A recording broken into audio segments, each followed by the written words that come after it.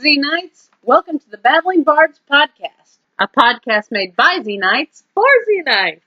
How the fuck are you guys? Oh my God. It's been a while. We've been lagging, but we're back. We're back. Sorry for such a gap in between episodes here. Life's been stupid. It's been summer vacation, so and Trista was sick for a while, and then we took the kiddos on vacation, and then Trista was sick for a while again, and yeah, you need to stop getting sick. Praise. So now I'm not sick, but I've hurt my back. But you hurt your back. So Always something. It's okay. You know what I have learned? What? When life gives you lemons, put them in the freezer and chunk them at people. There you go. Yeah. So we are on our little technical oops. Oh, so yeah. About a month and a half ago. Well, about a month. No, about a month and a half ago. Yeah. Because our original record date for that was 6/25. Yeah. So we recorded the Black Wolf. We did. We lost the recording. We did.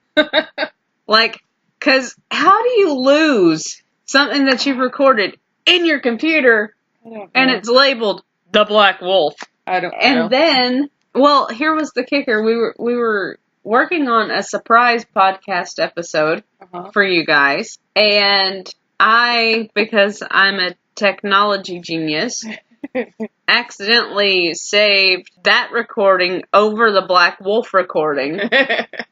So we get everything pressed and uploaded and go to play it back just because we're both anal like that. Well, wait a minute. This doesn't sound right. This is not the right one. Oh no, what happened? Trista? So I was like, well, fuck. So I told Liliana because I had to work for a stupid amount of time in a row. Yeah. It was kind of ridiculous. So I told her, make sure that you get on all the social media platforms and you throw out there, hey, it's coming. So we were originally going to try and have it recorded and back up by that weekend. Yeah. And then I got sick. And you got sick. Again. So then, following weekend, I don't remember what happened the next weekend, but something weird happened. And, we couldn't record. I think we maybe had the kids. I don't remember. I think we had the kids that weekend. Okay. And, we did, because we had them 3 weekends in a row. And then, a friend of ours hasn't been doing very well with her back. Right. So, we've been kind of keeping her company a little bit when we didn't have the kids. Right. Because they went and hung out with their grandparents. They did. And then we had vacation. We took them to Disneyland and the Natural History Museum in San Diego. The Zelda Symphony. Which was my favorite and their favorite. That was their favorite, too. Who the heck likes a Zelda Symphony better than Disneyland? Our Us.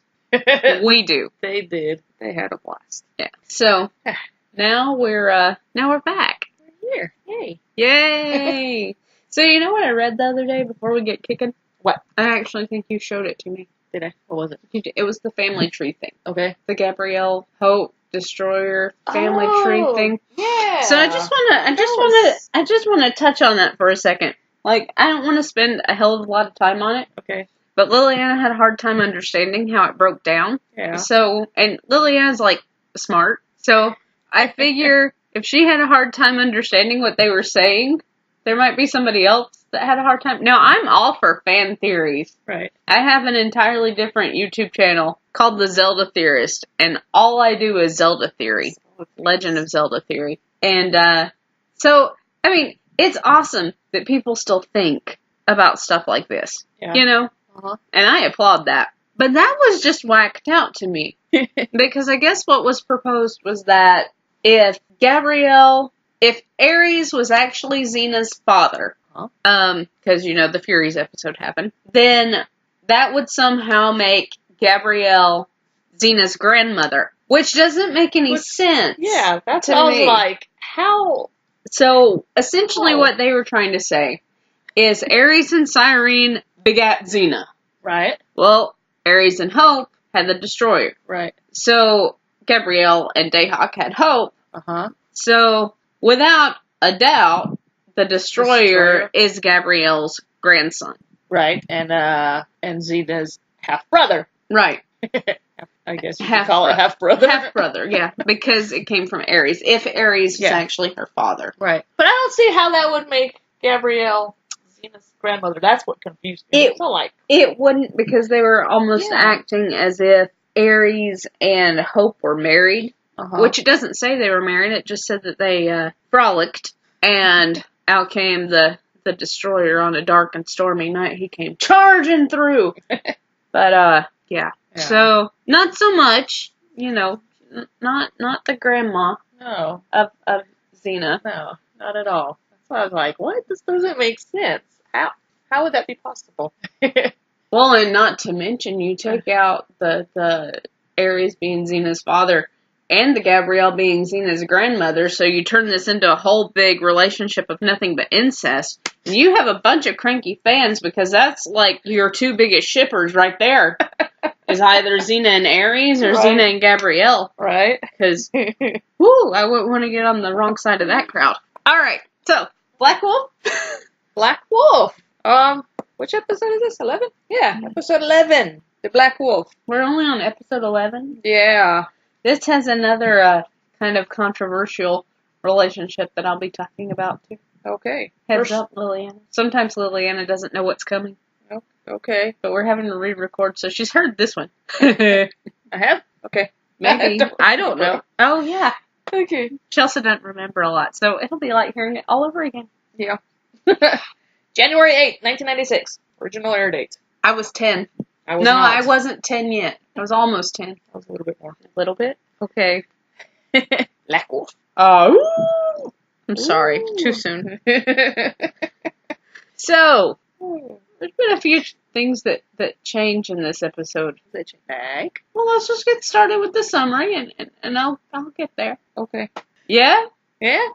So pretty much one of Xena's friends from her past, right? We all have friends from the past. Gets thrown in a dungeon. Yes. She has to rescue her. In a nutshell. Pretty much. Okay. That was the Black Wolf for you. This episode, we don't have a very high chakram rating on. Neither of us cared all that much for it. I'd probably give it about a 2. There were some highlighted moments. Not more than a 3. I wouldn't give it more than a 3.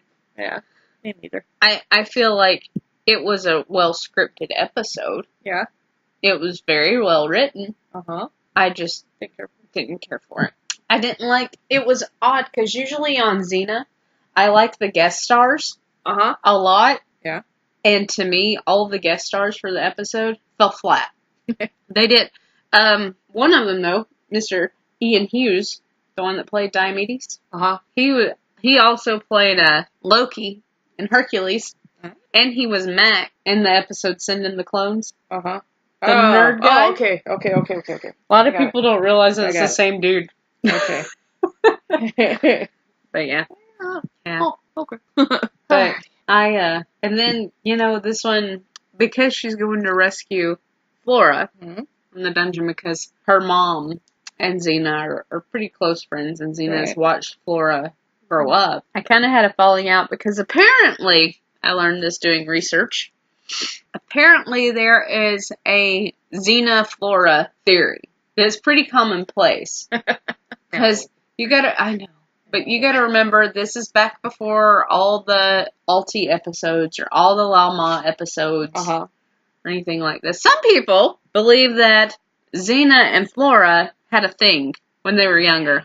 Some people believe that this is the first time that the writers are dabbling in trying to give her a lesbian relationship. But it's like, you could tell that Flora is quite a bit younger than Xena. Yeah. So, I mean, it's bordering on child molestation. So I nix that theory entirely. And I think that may be one of the reasons that it gave me extra bitterness towards this episode. Yeah. Not to mention, one of my least favorite people in the entire series is in this episode. First appearance of Salmonius. And I cannot stand Salmonius. I know you do, but I have an uncle that reminds me of him. And if I had the opportunity, I'd run over him with a car. I mean, yeah, he's annoying sometimes. He's annoying all the time. But I like him. I like Salmonius. Brent, you have a friend? You have a friend? Frickin' Salmonius. He does have some good lines, though, I'll give you that. Yeah, he does.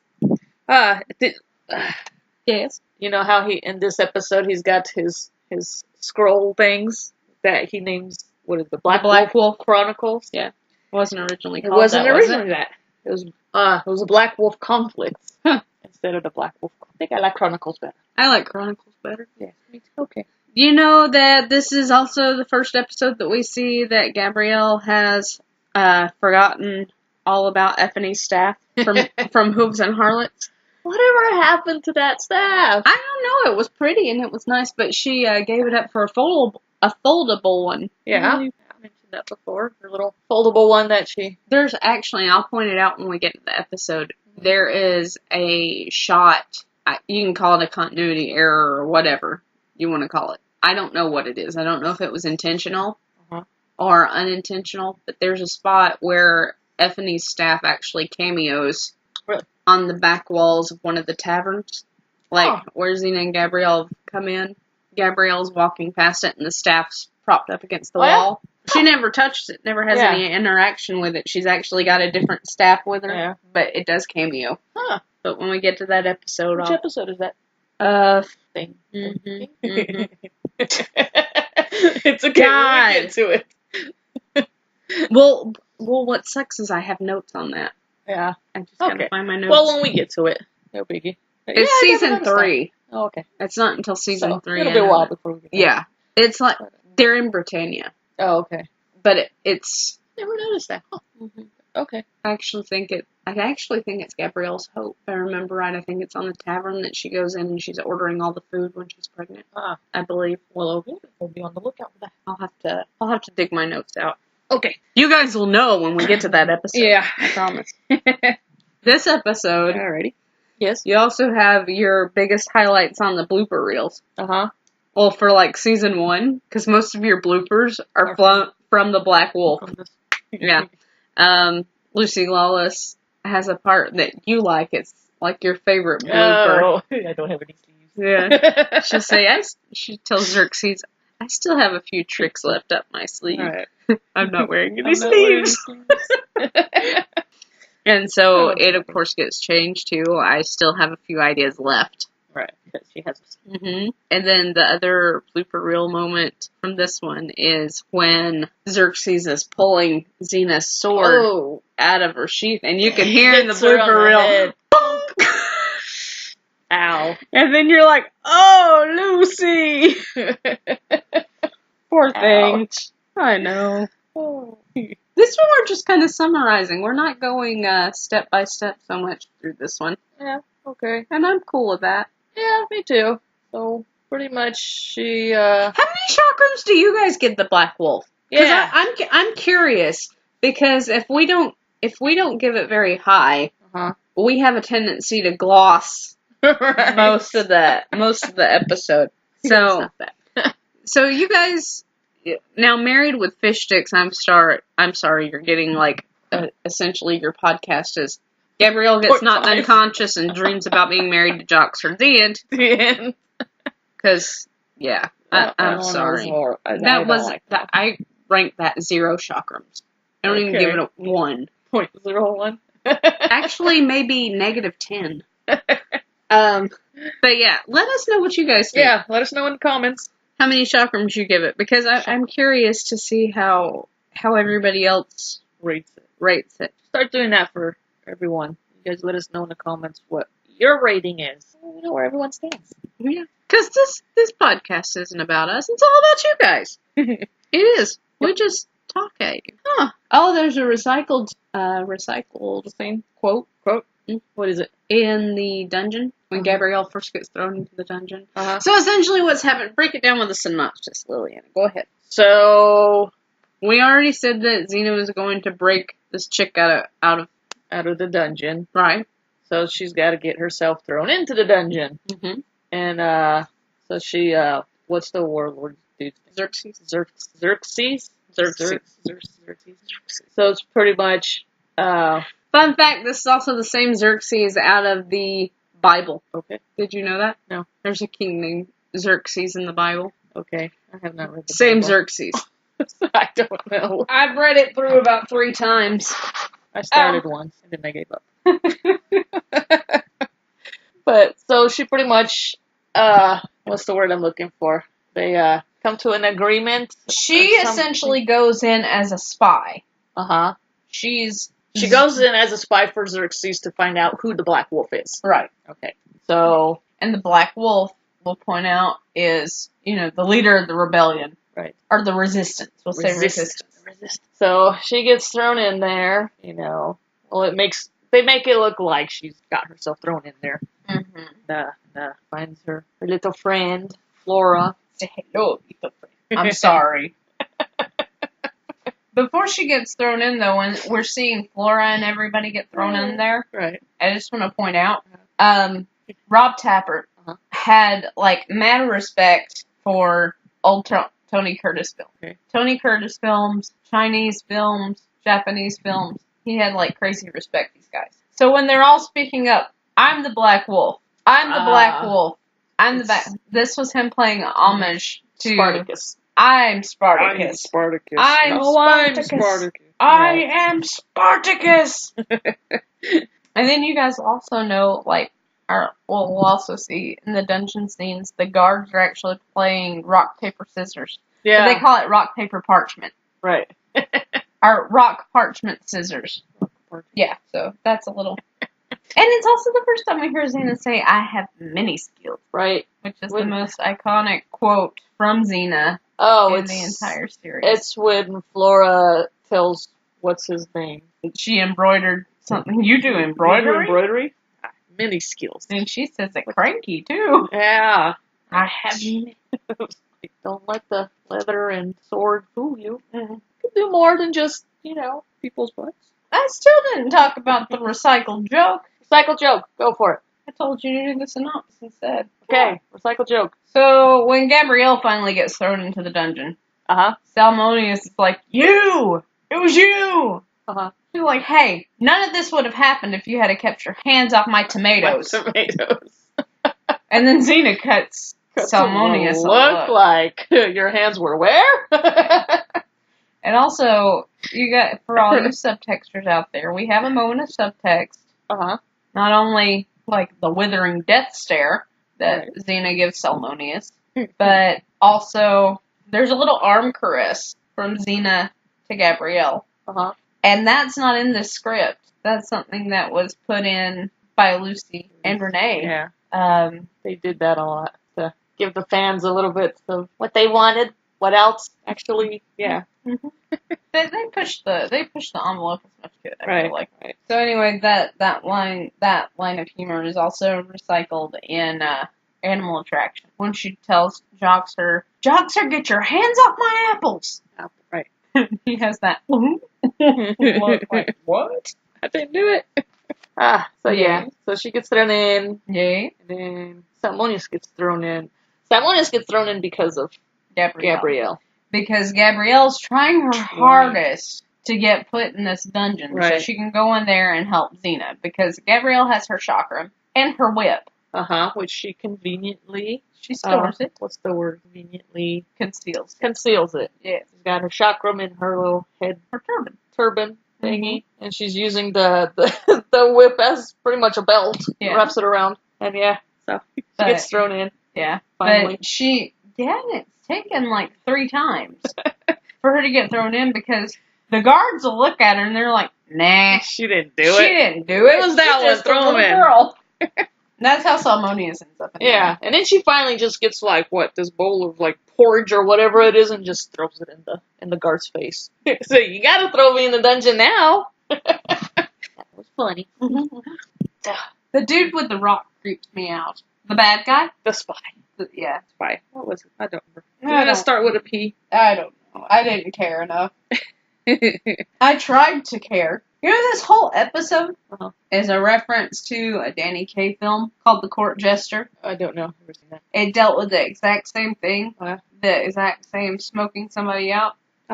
And the leader of the resistance was called the Black Fox instead of the Black Wolf. Cool. So you have a reference of a referent in a referential episode. Well, okay then. Like how it works? Yeah. Mm-hmm. So I have many skills. yes, you do. I know.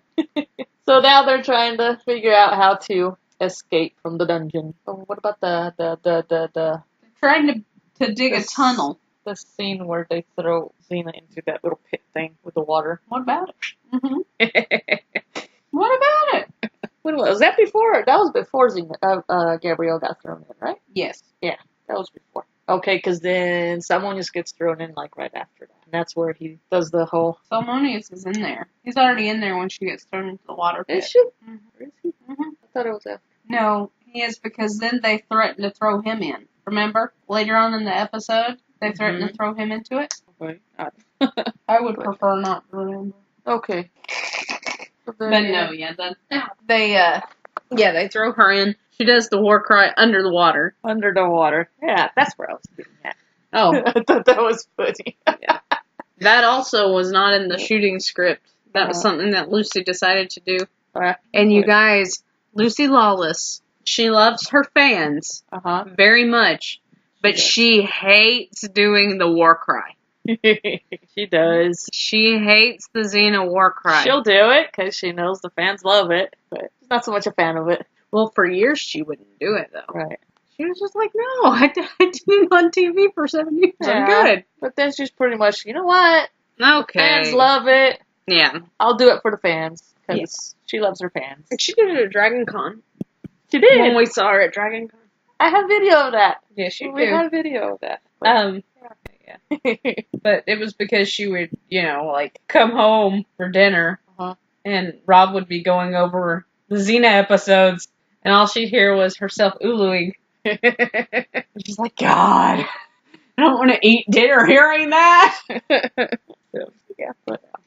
So they're in the dungeon and tunnel. Yeah, their tunnel didn't work, right? Well, because Xena sees it and she's like, they're gonna figure this out. Don't hide it very well. Apparently, they didn't know how to distribute the dirt or something to hide it. So, and then when Salmonius gets thrown into the little water pit thing, that's when Xena, finally comes out and says, okay, I know who the Black Wolf is. Let him out. Then we come to find out that the Black Wolf is... Flora! Stop there. So, he's Flora. Not Fauna. No. So she's the Black Wolf. And now they're going to execute her. They didn't execute her. Why not? Because Xena was standing there all prideful looking with Lord Xerxes. And they bring them all out looking like members of the chain gang. And Xena yells to Gabrielle, no! And Gabrielle throws the chakram to Xena. Xena catches it. And then Xena slices through all their chains one by one. Gabrielle's is first. Right, they all put their arms up because, Gabrielle gave them, the signal. Okay, when I say so, you guys put your chains up. She'll notice there's also an oopsie there. There is. What is it? When it slices through Gabrielle's chains, and then it goes to Salmonius' chains, and then it goes on down the line, there's another scene to the next wave of hands, and it cuts Gabrielle and Salmonius' chains again. So, you guys, they got chained twice. So you guys look out for that. They're clearly magic chains. Yeah. So, and then, what's the guard dude? Kulos. So now he's all pissed. He's all, pretty much, I knew it. You were a traitor or whatever. I think he says that. But they duke it out again. Kicks his butt again. And then she fights Xerxes. And the death scene for Xerxes was more grisly originally than what were shown in the TV version. Because they felt that it was too shocking. So they changed it up. Do you remember that part? I'm trying to think here. It's not clicking. It's not clicking? No. Because originally Xerxes fell onto his own sword. Okay. But originally he stumbled and fell back. Kind of like in the Dangerous Prey episode. Yeah. Remember how he falls back on and it it goes through his chest and it's really gruesome. Yeah. That was originally supposed to be the ending of Xerxes. And they changed it because at that time it was too much for TV. Well, plus during that time they just had one of the shootings had happened at the time in the state. I can't remember if it was Columbine or if it was Oklahoma City bombing. Oh, I know. But one of the two happened, and they didn't want to shock the society again. Right. After that happened. So they pulled back a little bit, waited a few years till, we were used to everything being grisly and ugly and the world being filled with ugliness. And then they put it in there. Yeah. That's pretty much it. Flora gets rescued and all the other black wolves, and then, then you have Salmonius with his Black Wolf Chronicle stuff. Mm-hmm. Then you had a discussion between Salmonius and Gabrielle originally at the ending, where he was trying to convince her that he would publish her stuff into book, right? So that everybody could read the Black Wolf Chronicle. She could write it, and he would publish it. But she said, like, my stories are meant to be recited. They aren't meant to be written. They aren't meant to be written. They're meant to be recited. Yep. He's like, that's the old school of thought. But anyway, that's the episode in a nutshell. Not our usual step by step, but it leaves us feeling kind of hollow and empty inside. So sorry, guys, but we'll be much peppier on Beware Greeks Bearing Gifts, which is our next one. Yes, that we're doing, and it has one of Liliana's favoriteest people ever in it. No. Deiphobus. She likes Deiphobus. I do not like. No. I cannot stand him. But, she's like, his face bugs me. She doesn't even like him in King of Kong. No, I don't. King Kong. Oh, usually you're the one that always says his face bugs me. Mm-hmm. Her face bugs me. It's like, but this one, yeah. I've been known to say, "Hey, she's got a horse face." Like the ones. Like they have a really long face, elongated jaw, and it's wide at the base, and it's like, dude. Not that I'm dissing anybody's looks, because everybody has a right to look however they want to, or however they come out of their mother's womb. Like me, I have a mole on my right cheek. I hate it, but hey, it came with this body. I can't do anything about it. I could hack it off, or no, don't do that. But that's my point. Well, then you just have a scar there. Do that. Oh no, I'm wide enough. I wouldn't scar. Now, if I was out in the sun long enough, you'd be able to see it. Yeah. Because I'm like the whitest person you'll ever meet, because the Italian in me. If I'm in the sun very long, Liliana's Portuguese, and I get about her color a little darker. So, yeah. But my point is, yes, I would never want to say anything like, her face bugs me, his face bugs me. Right. And it have like a negative connotation on that person and their esteem and the way that they feel about it. So you do you, horse-faced lady. Fuck what anybody else thinks. And that's just how I feel about it. As long as you're 100% you, right, you, we do us, the world will continue spinning on its axis, and everybody be a lot happier if we could just respect others. Right? Yeah. Jeez. But anyway. Yeah. Alrighty then. You can really tell that we didn't like this episode. Like we always sound really bleh. We sound like we've had mononucleosis for like the last 4 months. Oh boy. Alrighty then. So next episode, Beware Greeks Bearing Gifts. Yep. Gifts. Trojan War. Alrighty. You guys make sure if you're in the New Zealand area that you catch Lucy in the Pleasure Dome. Pleasure Dome. Starts in September, right? Yes. 28, I think. I'm not sure. I just know it's in September. If you guys are in Canada, make sure that you catch Renee O'Connor at Canada Comic-Con.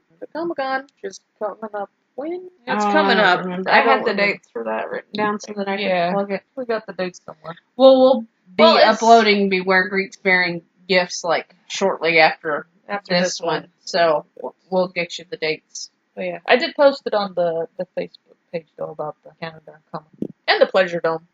And you guys keep an eye out for Renee's film, A Question of Faith. It's wrapped. It's just I believe it's just finished post-production. So it should be coming out to either DVD or some theaters are going to be renting it out for like church groups. Where are they going to do screenings? So yeah. And it was filmed in my town. Well, not in Cartersville, but it was filmed in Atlanta. Georgia. Georgia. Yeah. Yeah. I'm gonna try and captain a screening for Beyond the Farthest Star. Yeah. Yeah, we were talking about that. Yeah. If we can I'm gonna get one here. try. So if you guys are in the California area and you guys would like to show up to that, Renee is in it, and she plays a young girl's mother, and this lady has like buried a bunch of stuff from her past down, and it's all coming back to attack her. We're gonna go kaboom! Yeah. So I'm going to try and captain a screening here in Visalia. We're like 3 hours north of LA. If you guys want to come, show of hands, and I'll know how many head counts to give them. Right. We got a few people around here that are already like, yeah, you do that, we'll go. Mm-hmm. So I think we have to have like so many. Yeah. You have to have so many people to be able to captain it. Right. And you have to have a head count before you can submit your papers. So, I mean, we'll keep you guys posted on anything new we hear. Yeah, pretty much it. I think we've yet our last, So we're going to go from this, and we're going to say bye-bye. Bye-bye. For right now. And then we'll see you guys in like 15 minutes with Beware Greeks Bearing Gifts. So, go get yourselves coffee, or a Code Red, or a sandwich, or some Chinese takeout, or some Booger King, or some McDonald's, or Waffle House, if they have Waffle Houses around where you are. They don't have Waffle House here. I'm kind of bitter about that. But anyway, and my goal is to have these up before my big birthday on Sunday. Yeah, it's your birthday Sunday. Yes, it is. So that's the goal. Alrighty. I turned 30 again. Again? Again. Okay. I refuse to go past it. Okay. Sounds good. So, we'll see you guys in a bit. Alrighty. I hope you enjoyed our babbling at you. We'll be holding your hands through the next one and going step by step like we usually do. So, till next time. Bye-bye. Bye-bye. Happy chakras. See ya.